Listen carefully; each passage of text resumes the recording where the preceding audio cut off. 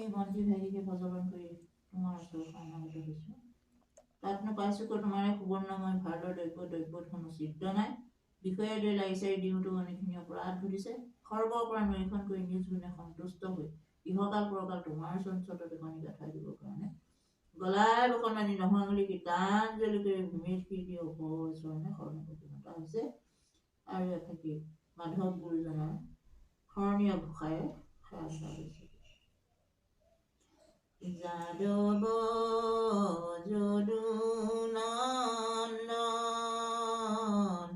মাধৱ মধুসূদন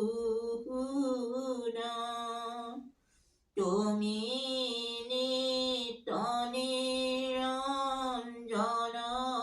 নাৰায়ণ তোমাত লৈলো শৰণ। ইবাৰ কৰুণাময় হৰি কমলাপতি মোৰে নাচাৰিবা নাৰায়ণ। অৰুণ চৰণৰ তলে হৰি কমলাপতি সত্যে সত্যে পখিলো শৰণ। হৰি চৰণত শৰণ লৈলো এ হৰি নাৰায়ণ। মানৱী জনম সম্ফল কৰিলো এ হৰি নাৰায়ণ।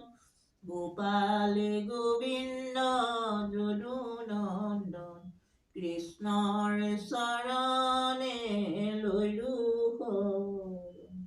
গোপাল গোবিন্দ যদুনন্দন কৃষ্ণৰ চৰণে লৈলো শৰণ।